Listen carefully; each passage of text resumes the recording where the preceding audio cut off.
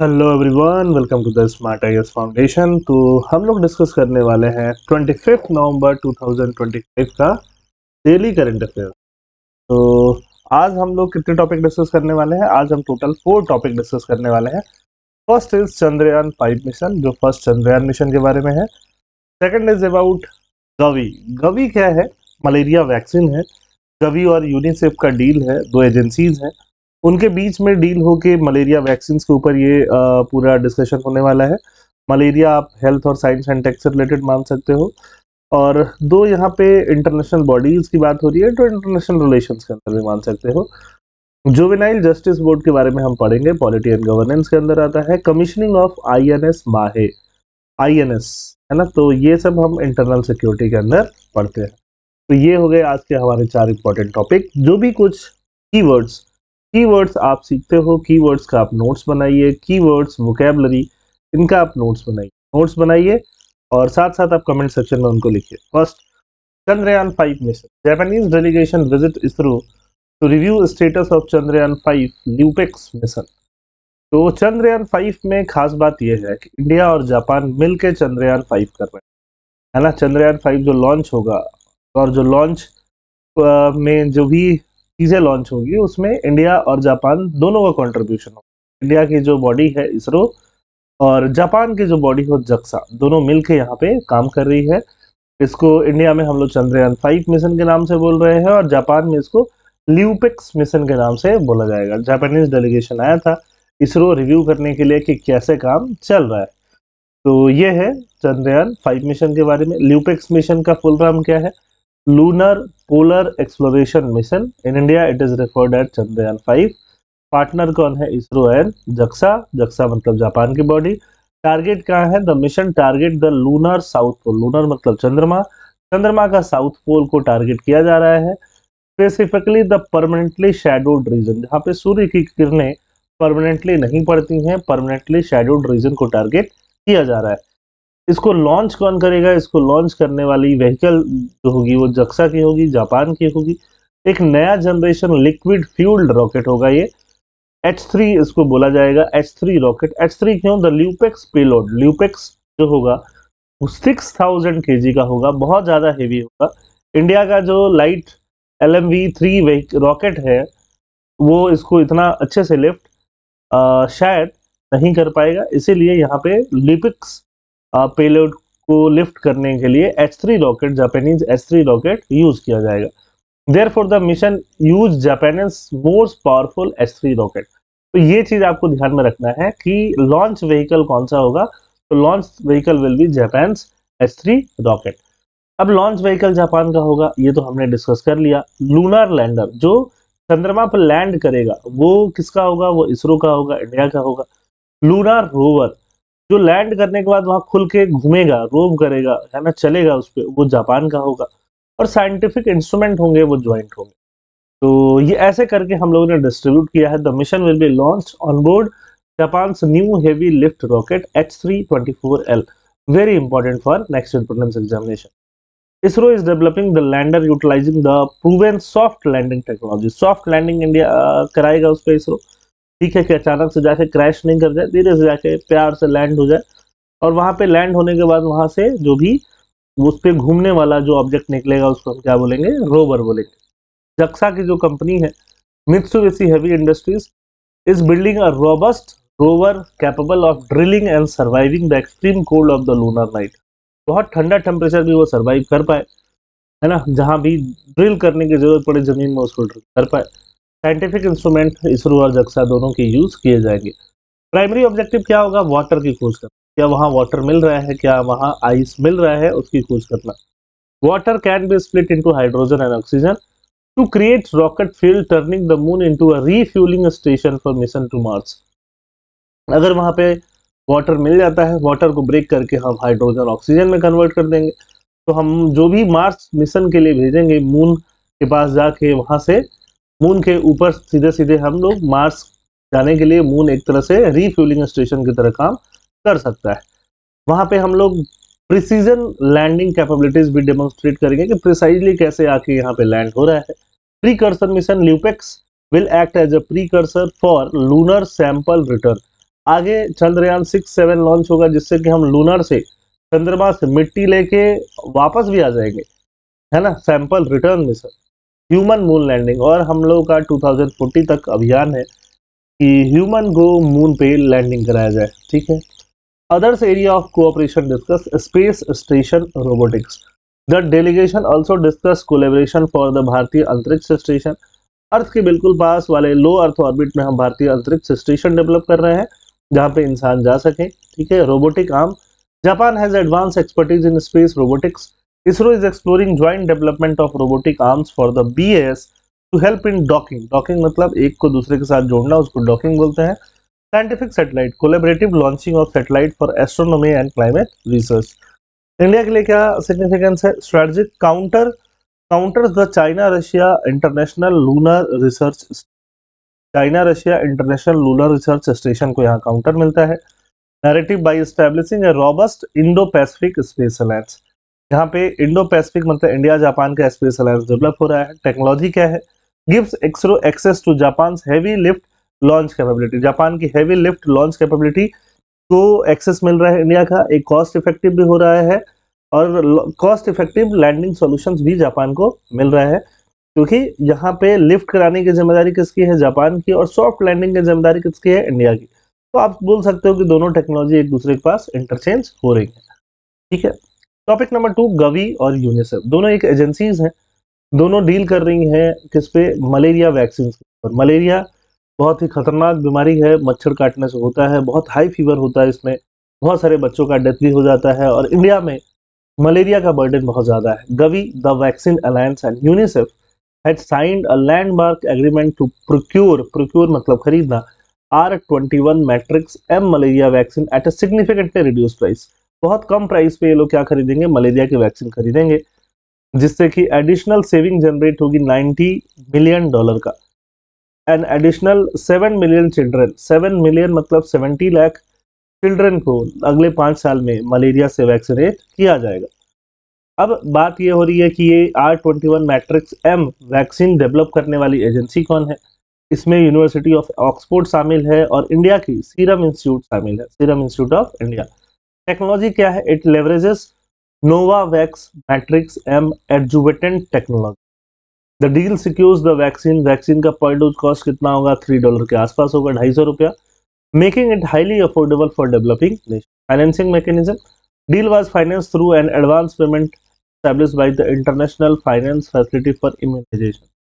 तो ये एजेंसीज यहाँ पे सस्ते में क्या कर रही हैं? काम दिला रही हैं, वैक्सीन दिला रही हैं बच्चों को। IFFIM is an innovative financing tool that uses long-term pledge from donor government to sell vaccine bonds in capital market, making money available immediately for Gavi।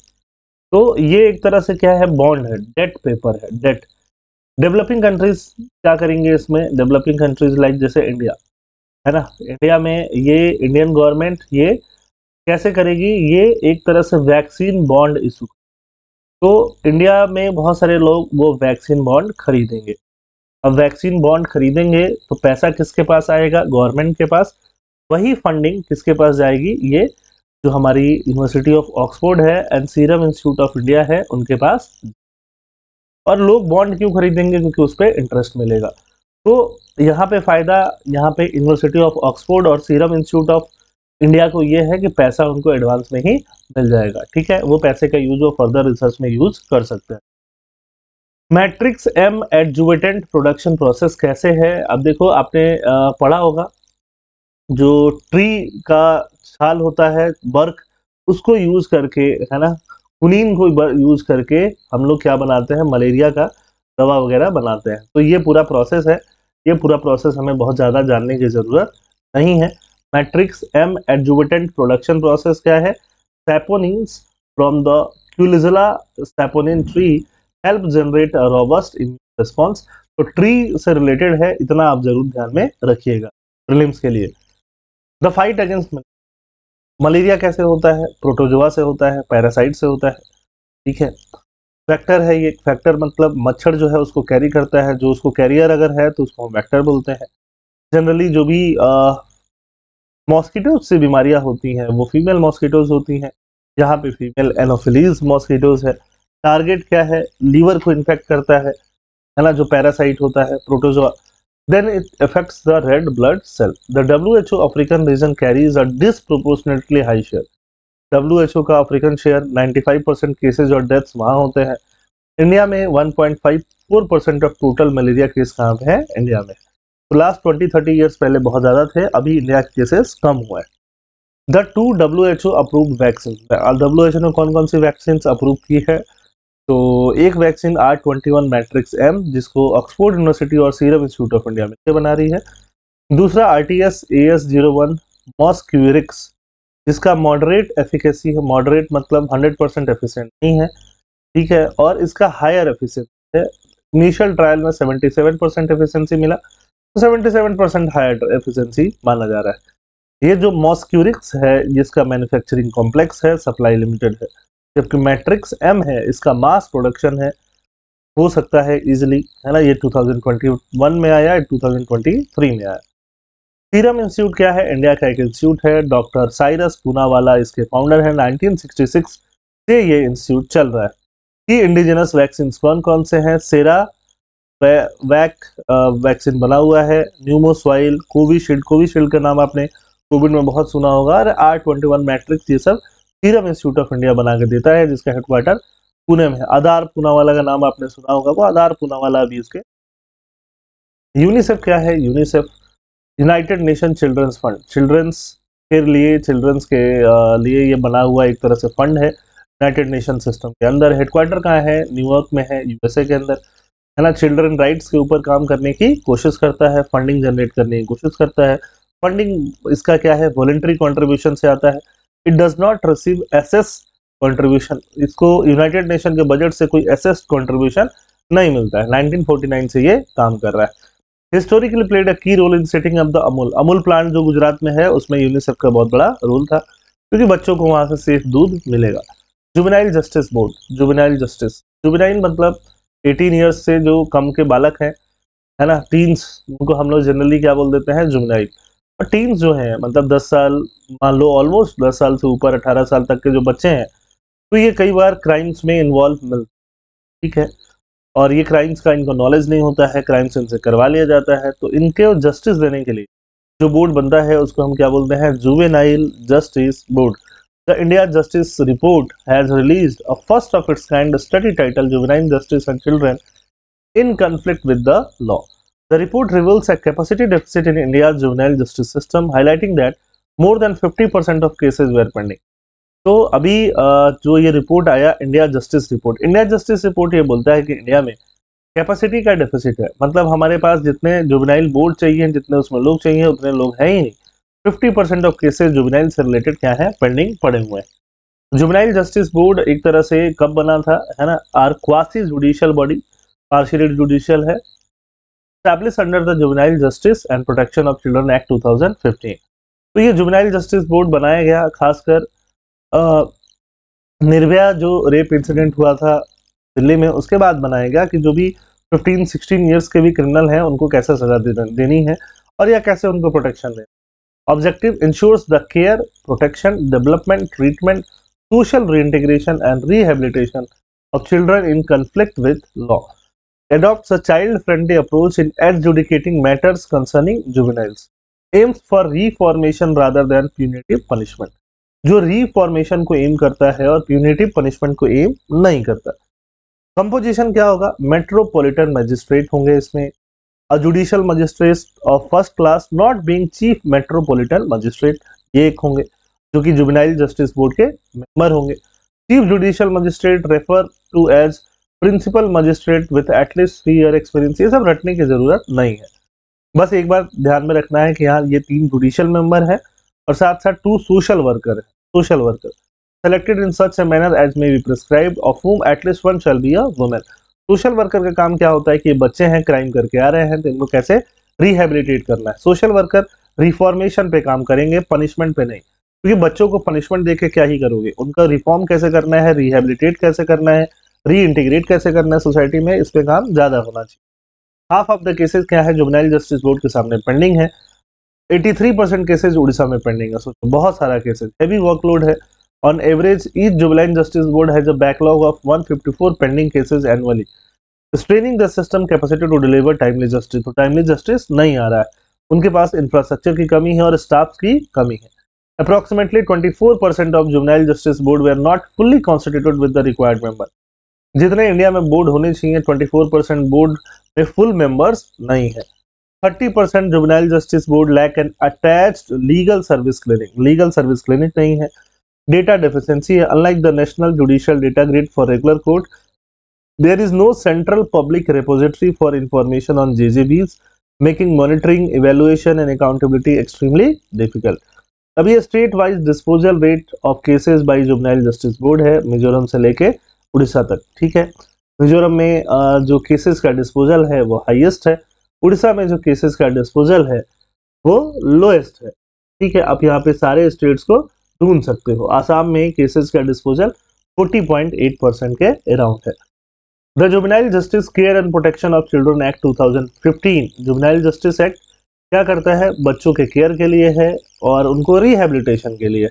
तो टर्मिनोलॉजी में चेंज किया गया. The term juvenile was replaced with child to encourage a more sensitive approach. ठीक है, child को replace करके juvenile term लगाया गया. Clear definition, the act provide clear definition for term like orphaned. Orphaned का मतलब क्या होगा, अबैंडन्ड का मतलब क्या होगा, सरेंडर्ड का मतलब क्या होगा. क्योंकि ये जुवेनाइल जस्टिस जो एक्ट है ये सिर्फ इसके लिए नहीं है कि चलो बच्चे अगर क्राइम कर रहे हैं तो क्या होगा, है ना. बहुत बार जो छोटे बच्चे हैं इनके एडॉप्शन से रिलेटेड भी है. ऑफेंसेस को भी कैटेगराइज किया जाता है इसमें कि पेटी छोटा मोटा ऑफेंस, किसी ने पर्स मार लिया है ना, सीरियस ऑफेंस क्या है, और हीनियस जैसे निर्भया वाला जो इंसिडेंट था या टेररिज्म जैसे जो चीज़ें हैं वो क्या है, रेप और ये सब चीज़ें हीनियस हो जाती हैं. सीरियस क्या हो जाती हैं, थोड़ा ठीक ठाक जैसा क्राइम जो है जहाँ पर किसी ने बच्चे ने चाकू मार दिया या चाकू लेके कुछ कर रहा है कोशिश. पेटी मतलब चोरी हो रही जैसी चीज़ें कहाँ जाती हैं, पेटी में.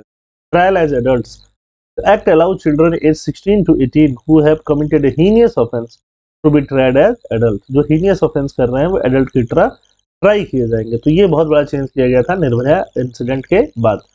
Way forward for strengthening the system, vacancies को क्विकली वील करना चाहिए. ठीक है, स्टाफ्स को फुल्ली भर दो, इंफ्रास्ट्रक्चर को अपग्रेड करना है, ट्रेनिंग को अपग्रेड करना है, डेटा सिस्टम को स्ट्रेंथन करना है, लीगल एड को इंश्योर करना है. Establish functional legal aid units within every JGV for timely support to children. Funding increase करना है, allocate adequate resource for JGV operations, child care institution and rehabilitation programs. Last चलते हैं INS माहे. INS क्या है, यहाँ हम शिप्स की बात कर रहे हैं. INS ठीक है, तो INS माहे क्यों न्यूज में है. INS Mahe the first ship of the Mahe class anti submarine warfare shallow watercraft है ना, इंडियन नेवी में कमीशन किया गया है रिसेंटली. फर्स्ट माहे क्लास के अंदर आता है. माहे क्लास मतलब anti submarine warfare shallow water craft. इसका सक्सेसर है. These ships are replacing the ageing Abhay class ships को ये रिप्लेस करेगा. मैन्युफैक्चरर कोचिन शिपयार्ड लिमिटेड है. इंडिजिनस कंटेंट 80% से ज्यादा इंडिजिनसली ही बनाया गया है. रोल क्या है, साइलेंट हंटिंग के लिए. शैलो जहां वाटर कम है, where large destroyers can not operate efficiently, जहां बड़े शिप्स नहीं जाएंगे छोटे शिप्स जा सकते हैं. It can detect and destroy small submersible mines and diver delivery vehicle. जहां पानी कम है वहां पे जाने के लिए INS माहे को कमीशन में डाला गया, माहे क्लास को डाला गया. कैपेबिलिटीज क्या है, इक्विप्ड विथ इंडिजिनस सोनार जो कि सिग्नल्स भेजने के काम करेगा, टॉर्पीडोज एंड रॉकेट्स से इक्विप किया गया है. इट एक्ट्स एज आईज मतलब देखेगा और ईयर मतलब सुनेगा. कोस्ट के आसपास जहां पानी कम होता है वहां देखने और सुनने का काम करेगा. साइलेंट हंटर का काम करेगा. स्टील छुप के, लो एकॉस्टिक बहुत कम साउंड के साथ ये काम करेगा. ठीक है, पुडुचेरी का एक टाउन है माहे के नाम पे इसको एक तरह से नाम दिया गया. The worship supports operation Sindoor style coordination. वैसे कोऑर्डिनेशन के समय बहुत ज्यादा काम आएगा. मल्टी डोमेन ऑपरेशन काम आएगा. लिटोरल रीजन्स मतलब जो ओशन के आसपास के लिटोरल रीजन्स हैं वहां के सिक्योरिटी के लिए काम आएगा. आत्मनिर्भर भारत को के लिए एक मेजर लीप मिलता है क्योंकि ये 80% से ज्यादा कंपोनेंट इंडिया में ही बना हुआ है. The ship will serve as the first line of coastal defence. Coastal defence का फर्स्ट लाइन है operating with larger naval asset for constant maritime vigilance. अब आता है ल्यूपेक्स मिशन। ल्यूपेक्स मिशन में ये है 1 2 3 4, ये चारों ऑप्शन पढ़िए, आराम से पॉज करिए, आराम से आंसर बताइए।